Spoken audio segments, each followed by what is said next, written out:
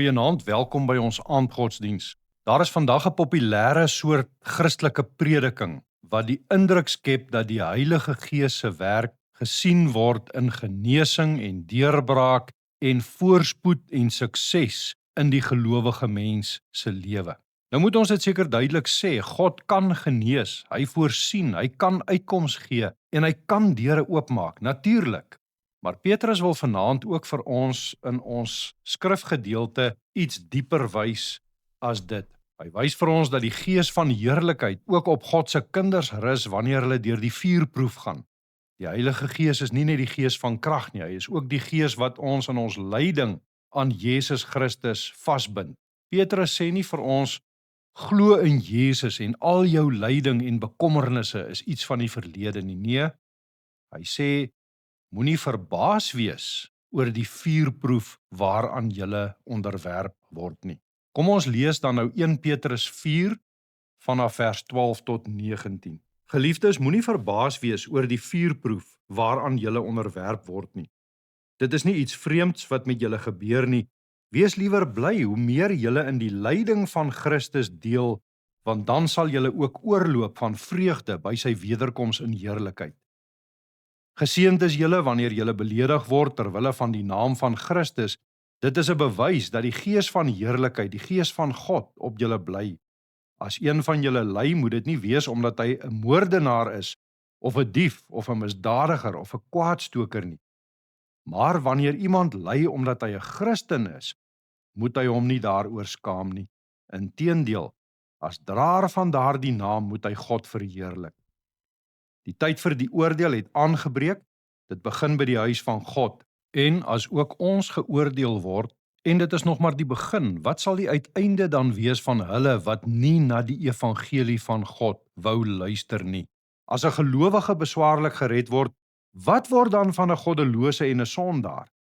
Daarom moet die wat ly omdat God dit wil, hulle lewe toevertrou aan die getroue Skepper en aanhou goed doen. Tot sover uit die woord van die Here.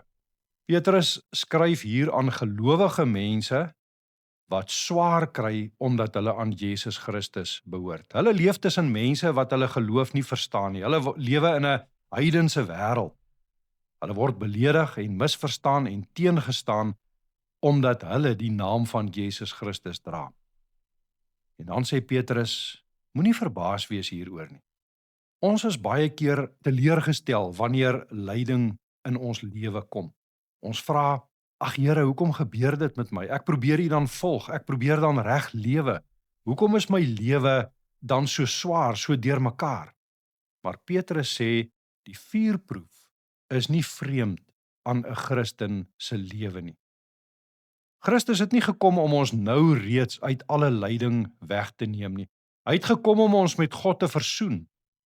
Hy het deur sy eie lyding ons sonde gedra en hy gee sy Gees om ons vas te hou in die geloof totdat sy heerlikheid ten volle openbaar word.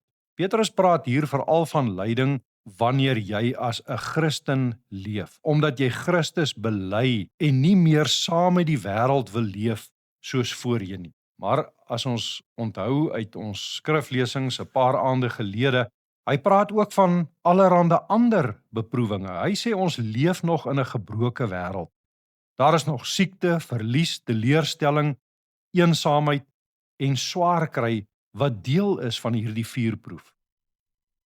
Die Here sê nie vir ons, as jou geloof sterker was, sou jy nie hierdeur gegaan het nie. Nee, hy sê, moenie verbaas wees oor hierdie vuurproef waaraan jy onderwerp word nie. Die vuurproef beteken nie God is weg nie. Dit beteken nie die Gees het jou verlaat nie. Dit beteken nie Christus is nie meer by jou nie.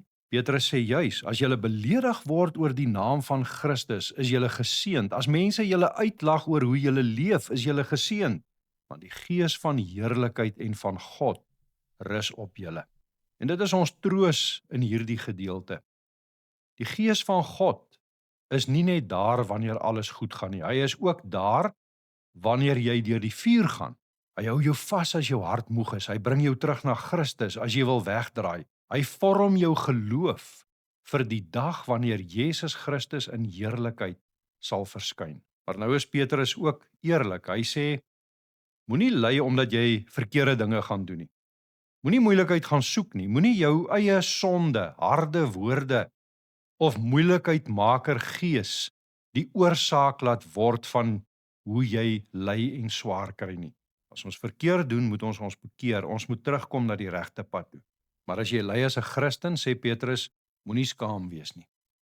En as jy deel het aan die lyding van die wêreld omdat ons nog in 'n gebroke wêreld leef, moet daaroor ook nie skaam wees nie, want ook daarin hou die Gees jou vas.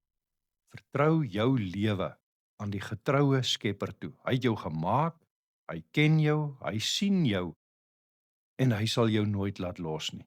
Daarom hou aan sy hand vas. Hou aan glo, hou hom aan bely. Ja, die Gees neem nie altyd die vuurproef weg nie.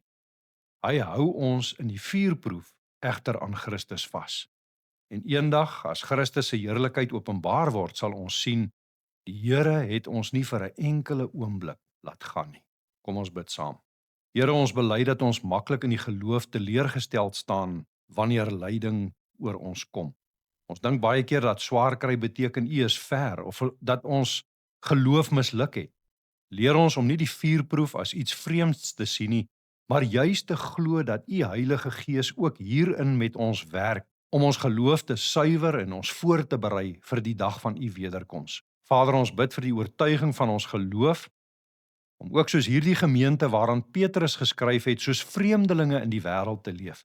Nie gelykvormig aan die wêreld nie soos die wêreld nie, maar dat ons sal uitstaan met ons gehoorsaamheid aan U en dat ons so U naam sal verheerlik.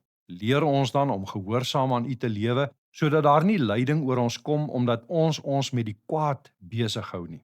Maar Here, ook daar, as dit gebeur, pleit ons dat U Gees ons nie sal loslaat nie en dat U Gees ons weer sal terugbring op U pad. In hierdie tyd na die herdenking van die hemelvaart van U Seun, waar ons saam met die kerk die uitstorting van die Heilige Gees herdenk, bid ons dat U ons sal troos met die teenwoordigheid van U Gees in ons lewe. Laat U Gees ook op ons rus, ons elke dag troos, ons elke dag lei en ons elke oomblik bewaar tot met U wederkoms. Here, met hierdie gebed vertrou ons dan ook ons lewe in hierdie aand aan U toe, U wat ons getroue Skepper is. Amen.